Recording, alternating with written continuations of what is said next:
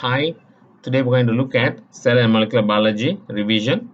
This is part one of a two-part series.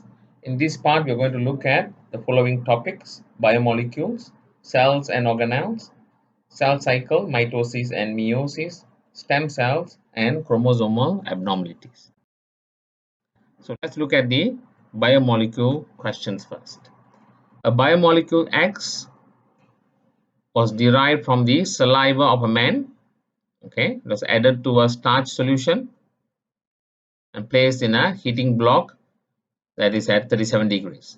An hour later, iodine was added. The result showed a brown colored solution.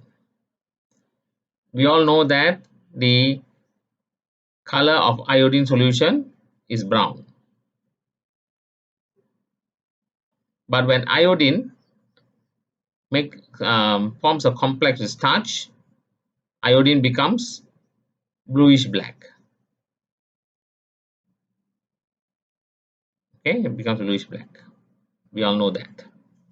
In this question, we are told that a biomolecule from the saliva of a man was added to starch. Okay, so it was added to starch and then iodine was added, but iodine remained brown in color. So that means there is no starch present after 1 hour of incubation at 37 degrees. So what type of biomolecule would have digested or broken down the starch? So it must be a enzyme, right? It must be a protein, catalytic protein. So what kind of protein in the saliva of man is able to digest starch? So that will be the amylase. Amylase is found in the saliva of man. The second question, which one of the following combinations of nitrogenous bases are found in DNA molecules? We know that in DNA there are 4 bases. Adenine binds to thymine with 2 hydrogen bonds. Cytosine binds to guanine with 3 hydrogen bonds. This is rules of base pairing. So let's look at the options here. Option A is wrong because uracil is found only in RNA. Option B, guanine forms 2 hydrogen bonds with cytosine. That is wrong because guanine forms 3 hydrogen bonds with cytosine. Option C, adenine forms 3 hydrogen bonds with thymine, is also wrong because they only form 2 hydrogen bonds. And option D, guanine forms 3 hydrogen bonds with cytosine, that is true.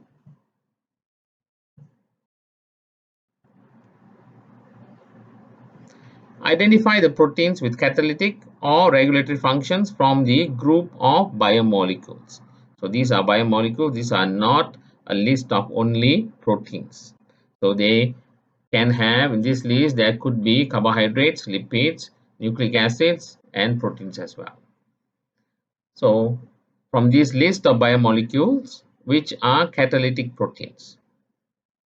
We know that catalytic proteins are able to break down other proteins or substances, so they can be enzymes. Enzymes end with a ASE.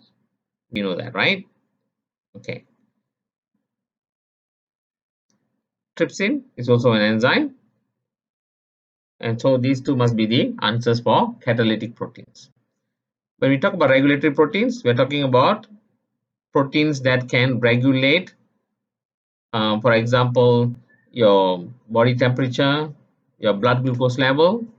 So we have insulin. Insulin is able to regulate your blood glucose levels. The diagram shows a protein structure. Identify the part labeled P. This part. What is this part? Now this looks like a alpha helix, right? Alpha helix is a secondary protein structure. Now what do you think is this structure? This big structure. What protein structure do you think is this? So this must be the quaternary structure. Why? As you can see, quaternary structures are made from more than one polypeptide. 2 or more polypeptides binding together to form a complex is the quaternary protein structure.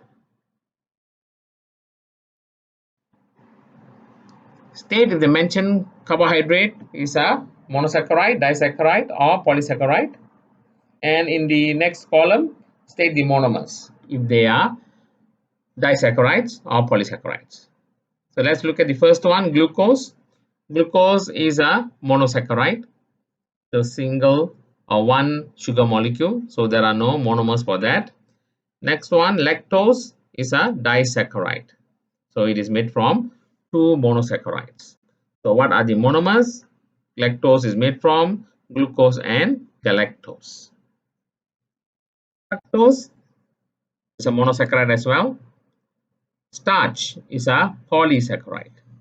Starch is made from hundreds of glucose monomers. Glycogen, energy storage molecule in animals. So this is a polysaccharide. Monomers of glycogen are glucose molecules. Maltose is a disaccharide.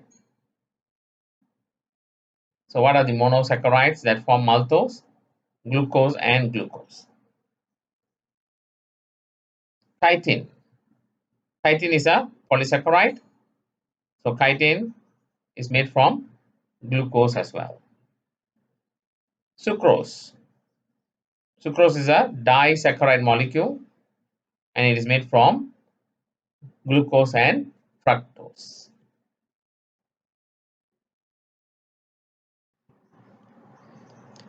Describe how soap is able to remove oil and grime from your hands with the formation of micelles through hand washing. As you can see, this is the label diagram of a micelle. Okay, you can see the hydrophobic tails and the hydrophilic heads. In the middle is the oil and grime. So what properties of soap allows it to be able to remove the oil and grime?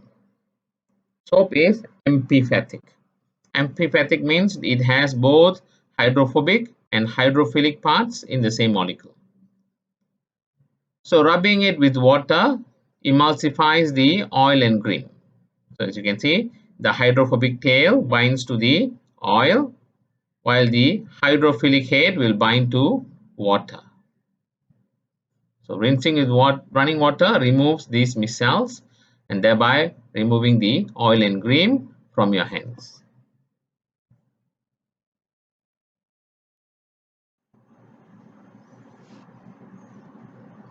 So in this question, we are asked to classify the main classes of lipids mentioned in the paragraph above. So these are the main classes of lipids: the triglycerides, waxes, steroids, phospholipids, prostaglandins, and sphingolipids. We know that there are two main types of lipids: saponifiable and unsaponifiable. Saponifiable lipids are those that can be hydrolyzed by alkali to give fatty acids and glycerol. So what are the saponifiable lipids? So these are the triglycerides, waxes, phospholipids, and sphingolipids. These are saponifiable lipids.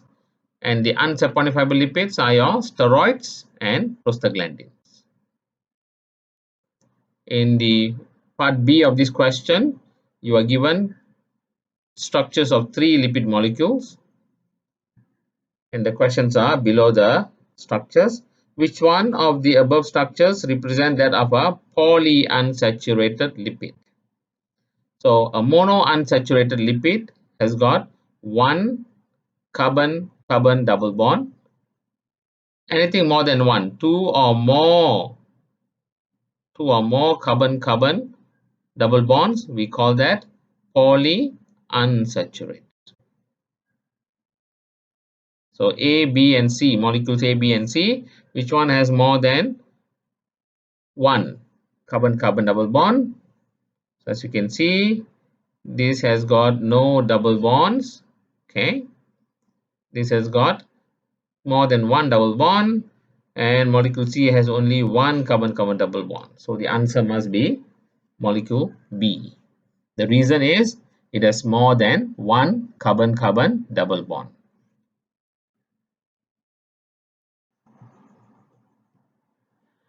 Write down the chemical formula for X. X is a carbohydrate with 5 carbon atoms.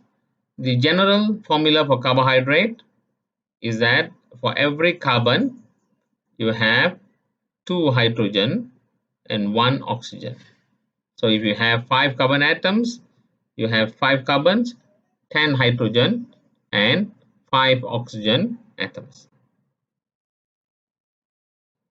Second part of this question, lipids can be classified as either saponifiable or unsaponifiable.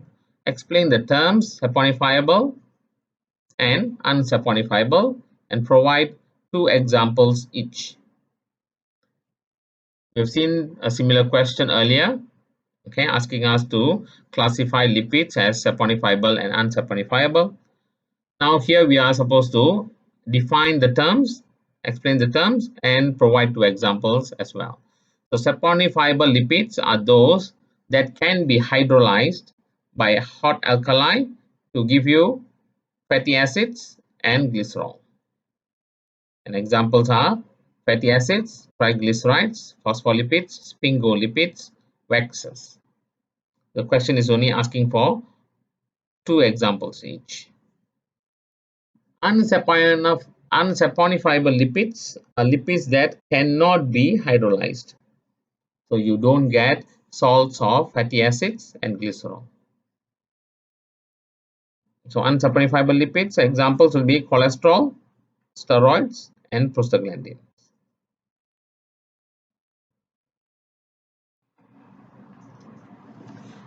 Use the biomolecules given below to complete the table correctly. You may use the biomolecules once, more than once, or not at all. So part A, long main chain of glucose molecules with many side branches. So there are clues here. Okay. So once it is known that we are talking about glucose molecules, we can rule out lipids, right? We can rule out lipids such as steroids and triglycerides. Okay. So these are lipids. So they don't have glucose. And then we can also rule out galactose because galactose is a monosaccharide. Okay, we are talking about glucose molecules. So the only options we have is cellulose, chitin, starch, and glycogen. So which of these has long main chain of glucose molecules with many side branches? So that will be your glycogen. Part B is looking at a saponifiable lipid. So here we have 2 lipids, steroids and triglycerides. Which one is saponifiable? Which one can be hydrolyzed by alkali to yield salts of fatty acids and glycerols? So that will be your triglyceride. So which one is a major energy reserve in animals? Contains high proportion of saturated fatty acids. So once again, we are talking about lipids. There are only 2 lipids here, steroids and triglycerides. So which one is a major energy reserve? So this will also be the triglyceride.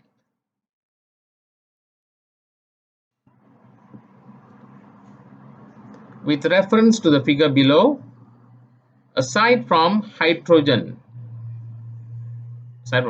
and peptide bonds, state 3 other chemical bonds and interactions seen in this protein structure. So what kind of protein structure is this? This is a tertiary protein. Okay, tertiary protein. So apart from hydrogen and peptide bonds, it has the hydrophobic and hydrophilic interactions, disulfide bridges or disulfide bonds, and ionic bonds. The next question, the graph below shows the results of an experiment conducted on an enzyme taken from a patient. The experiment was conducted starting from pH 1 to pH 8. Determine the pH where the earliest sign of enzyme activity was detected. So here the y-axis shows you the enzyme activity. So the earliest enzyme activity is here, right? So it is pH 1.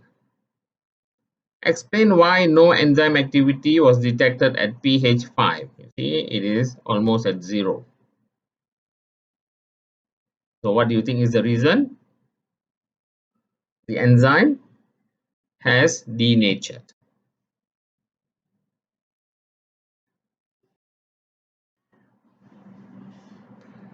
Diagram 1 below shows a normal binding of substrate to an enzyme. So this is normal binding. So you have a substrate binding to the active site of an enzyme, and this will result in a product. Diagram 2 shows two types of enzyme inhibition. So you can see there are inhibitors here and here that are blocking enzyme activity. State 4 factors that affect enzyme activity. So we have pH, temperature, salt concentration, enzyme substrate concentration, and inhibitors. There are 5 here. You are required to only give or state 4 factors.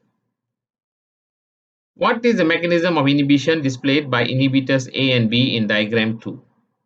So let's look at inhibitor A first. Inhibitor A is binding to the active site. So this is the active site, right? The active site of the enzyme, thereby blocking the substrate.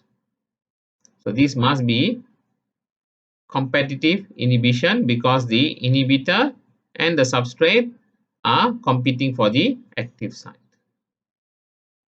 Inhibitor B, what is it doing? It binds to a site other than the active site but changes the shape of the active site. Can you see that? The shape of the active site is changed, and this prevents the substrate from binding to the enzyme. So this must be non-competitive inhibition.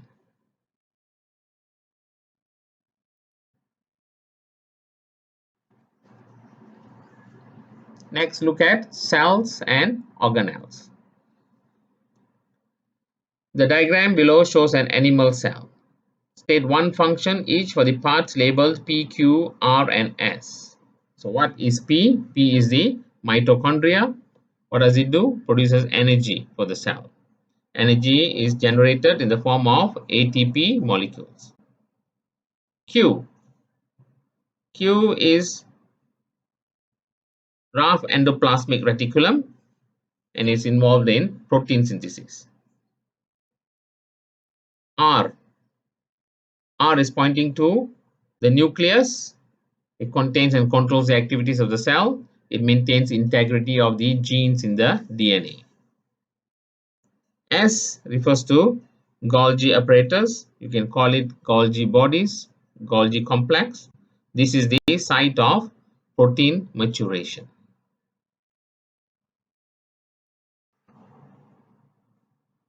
There are two main types of cells, prokaryotic and eukaryotic cells.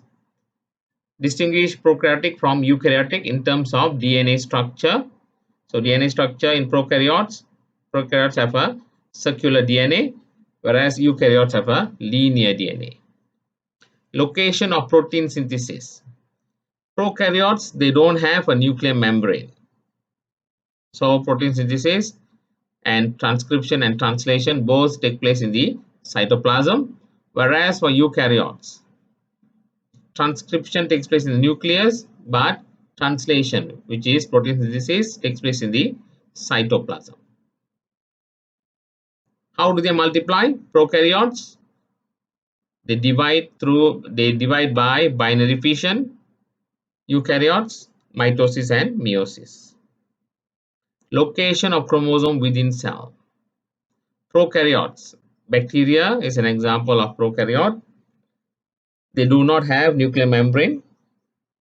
So the region where the DNA is found is known as the nucleoid. In eukaryotes, we have a nucleus that contains the chromosomes.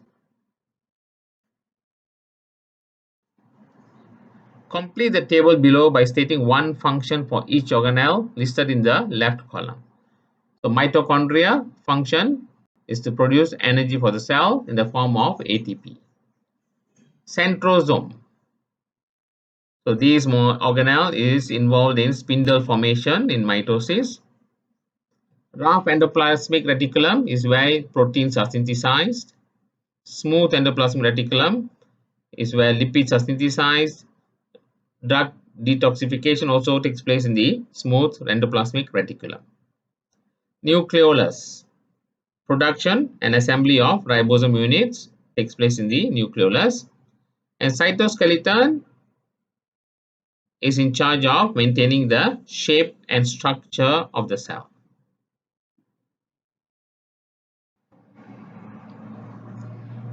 Each of the following descriptions states the function of an organelle or cell structure. In each case, identify the organelle or structure involved. So, part A, we are talking about protein maturation. The proteins are produced in the ribosomes and rough endoplasmic reticulum. And from there, from the rough endoplasmic reticulum, proteins move on to the Golgi apparatus for maturation. Part B, maintain structure and shape of cell. So this must be the cytoskeleton. It maintains the shape of the cell. And which organelle is involved in synthesis of lipids? The lipids are synthesized in the smooth endoplasmic reticulum.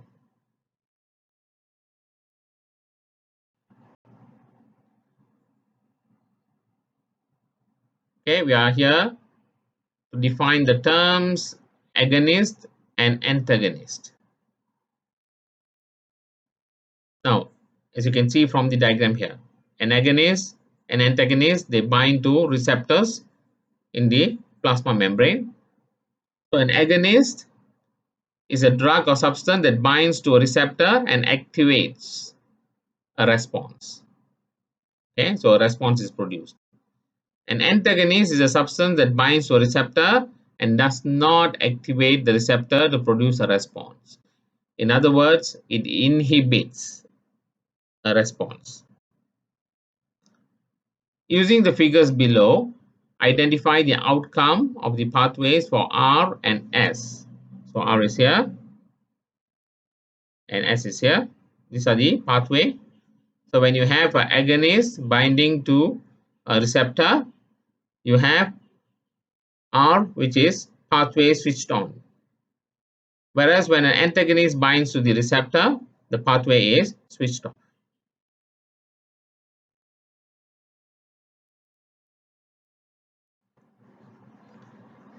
Next, we look at cell cycle, mitosis and meiosis. Fill in the blanks for the number of chromosomes found in the prophase stage of the cell as shown below. So in this cell, okay, so here is the nucleus. So in prophase stage, so the nuclear membrane is disintegrating. So how many chromosomes are found in this nucleus? So you have 6 chromosomes. Part 2, use drawings to illustrate the remaining stages of mitosis for this cell. Now, mitosis has 4 stages. One is your prophase. Next is your metaphase, anaphase, and finally the telophase. So, part 1 has shown you the prophase of the cell. Now you are supposed to draw the remaining stages of mitosis for this cell. So here you are. This is metaphase. As you can see, the chromosomes are aligned in the center of the cell. And then you have the anaphase where the chromosomes are being pulled apart to the opposite poles of the cell. And then the telophase where you have 2 sets of nuclei and the nuclear membrane is forming around the daughter nuclei, like that.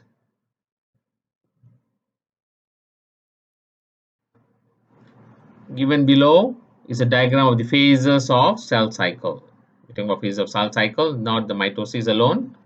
State which stages T, U, V, and W represents G1, mitosis, G2, and S. So as you can see, this is cytokinesis. So that's the end of mitosis. After that, the first one will be your G1 stage. Okay, and U is your S phase where DNA replication takes place, and the V2 is your G2 phase, and W must be the mitosis phase, M phase.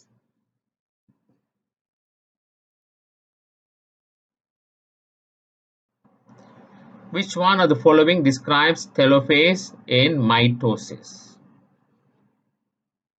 So DNA condenses into visible threads. This is your prophase.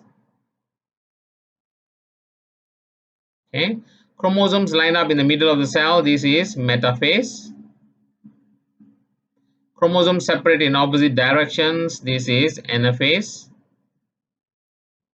Nuclear envelope form around daughter nuclei. This is the telophase.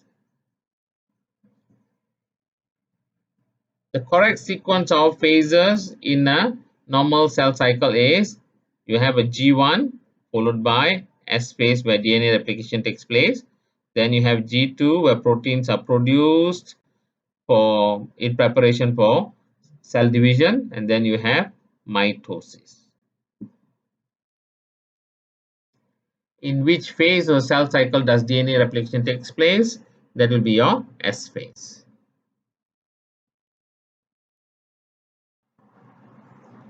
Identify which of the following descriptions are represented by the diagrams labeled J, K, and L. So homologous chromosomes. So we're talking about two chromosomes binding together. So homologous chromosome pairing. So here you have two chromosomes, one here and another one here, okay, coming together. So these must be homologous chromosomes. Next, sister chromatids. So this is one chromosome and this is another chromosome, but this one chromosome has two sister chromatids like that. So this must be L. Recombinant chromatids. Recombinant means they have two different types of DNA. So here the homologous chromosomes pair up and they cross over. So once they cross over, they exchange genetic materials. So these are recombinant chromatids. In which type of cell division would you find all the above chromosomes? Okay, so there are two types of cell division. You have the mitosis and meiosis. Now, only in meiosis you have homologous chromosomes pairing up. Okay, you have sister chromatids exchanging genetic material. So the answer must be meiosis. State three differences between mitosis and meiosis in eukaryotes. There are many. For example, mitosis results in two daughter cells. Meiosis gives you four gametes. There's no change in the chromosome number in mitosis. However, in meiosis, chromosome number is halved.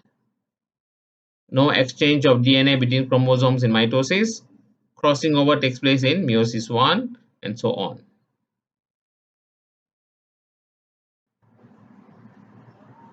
So this is another question regarding the differences between mitosis and meiosis.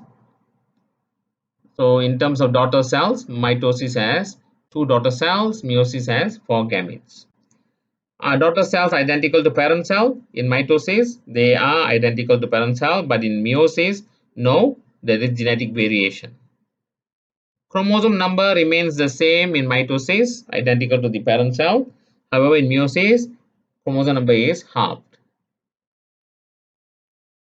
Crossing over between chromosomes does not take place in mitosis. In meiosis, there is crossing over between homologous chromosomes. Mitosis has diploid chromosomes, number of chromosomes, and meiosis has haploid number of chromosomes.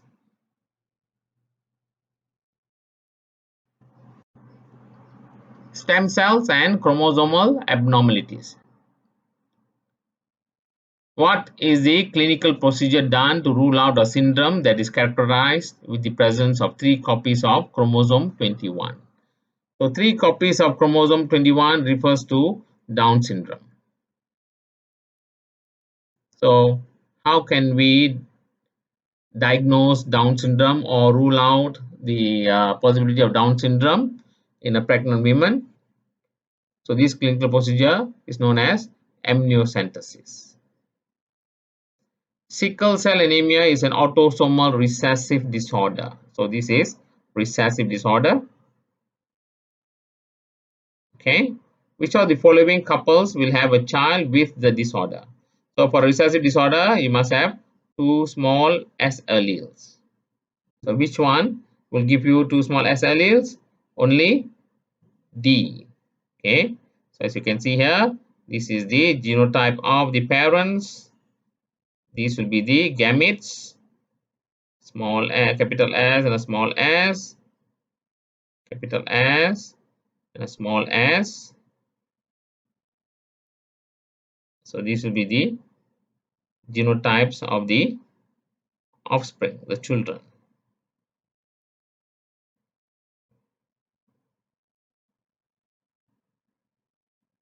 So heterozygous here, and then finally you have a recessive.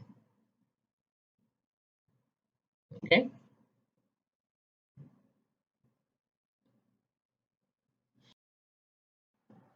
Stem cells are characterized based on the ability to differentiate into various cell types. So complete the following table. So multipotent. So multipotent cells, what are the characteristics of a multipotent stem cell? They are able to differentiate into closely related family of cells. Okay, an example will be your hematopoietic stem cells. So hematopoietic stem cells can differentiate into red blood cells, right, white blood cells, and platelets. So all these are blood cells. So closely related family of cells. Next one, ability to become cells of all types. So this refers to the totipotent stem cells. Examples of totipotent stem cells will be your zygote and morula. So morula and zygote is also another example of a totipotent stem cell. Unipotent. So what is the characteristic of a unipotent stem cell? They are able to differentiate into only one type of cell. So the muscle stem cells will differentiate into muscle cells. The last one example is given here, embryonic stem cells. So what kind of potency do these cells have? They are pluripotent. So pluripotent stem cells are able to differentiate into almost all cell types. Not all cell types, but only almost all cell types. So these are the pluripotent stem cells.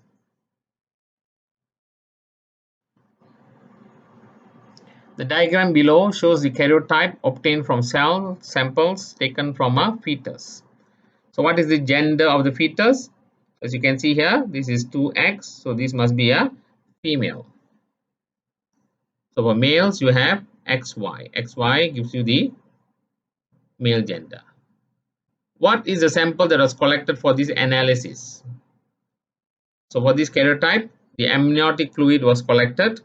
And what is the clinical procedure to collect the sample? This is amniocentesis procedure. Deduce the chromosomal disease condition shown in the diagram.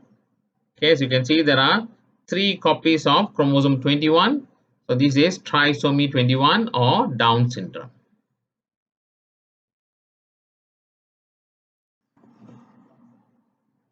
What are the chromosomal and physical abnormalities in an individual with Down syndrome?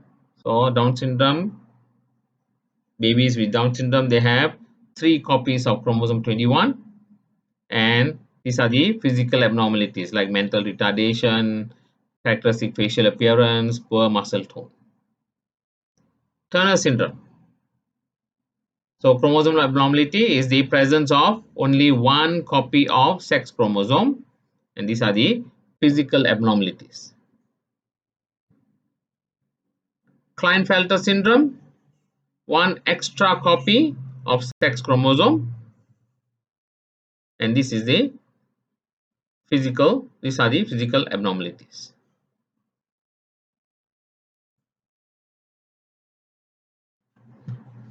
State the potency of the following cells.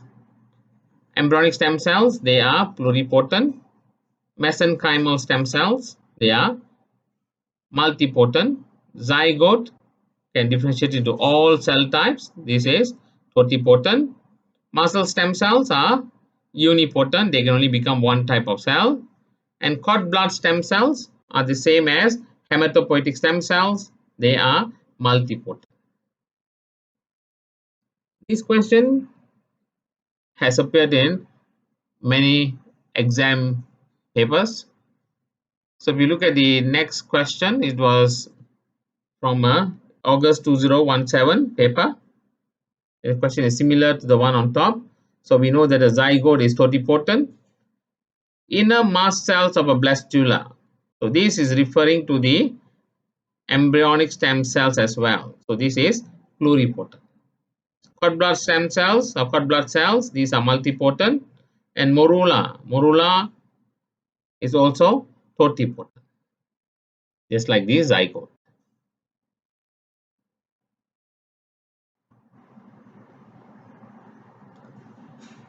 Part A. Using the information given below, draw and label in your answer book the possible genetic crosses of children inheriting the dominant trait familial hypercholesterolemia. So here we have the genotypes of the parents. So the father has a heterozygous genotype. The mother has a recessive genotype. But this disease is a dominant trait. So which means the father has familial hypercholesterolemia. The mother is normal. Draw the possible genetic crosses. Here you are. So this is the genotype of the parents. These are the gametes they will produce, and this is the genotype of the offspring. Okay, so this is the genetic cross. State what percentage of children have genotypes that are homozygous dominant.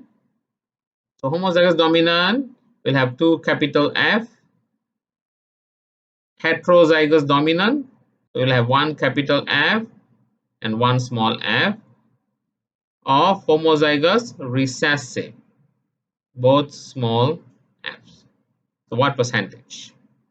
Okay, so you have 0% of homozygous dominant, because you don't see any homozygous dominant in the genotype of the offspring. Heterozygous, you have 50% here, that 50%, right? And then homozygous recessive, also 50%.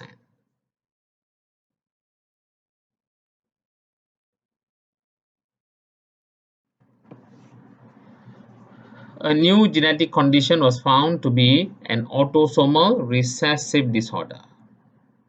If one of the parent is a carrier for this disorder and the other had normal genes, what percentage of children will be carriers? Let's use the alphabet H to denote this disease.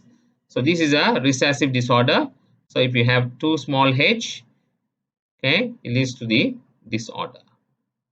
Now, one of the parent is a carrier. A carrier will have one normal allele and one of the disease allele. And the other parent is normal. So there is no disease allele, which is the recessive allele. Okay. Then here you have the gametes.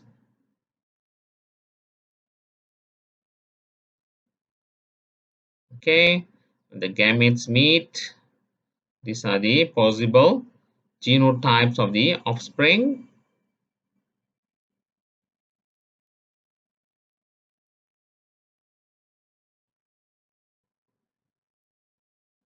Okay, so what percentage of children will be carriers? As I mentioned, carriers will have one normal allele and one disease allele. So there are two out of 4 possibilities. So this is 50%.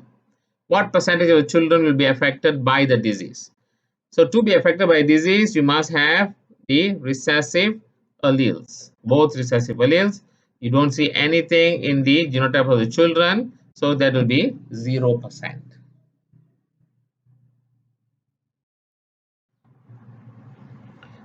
The picture below shows a karyotype of a fetus with a chromosomal abnormality. So what is the clinical procedure done here to analyze the karyotype?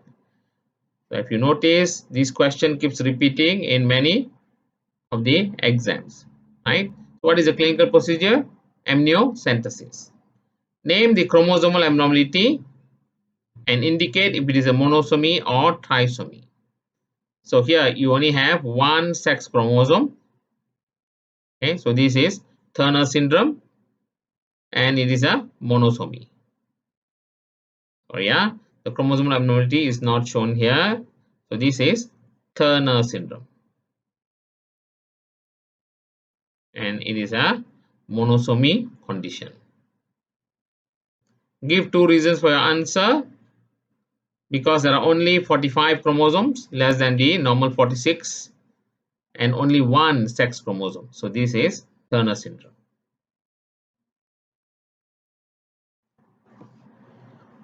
We've come to the end of part 1 of this revision. Good luck for your exams. Please continue to part 2 of this revision. Thank you.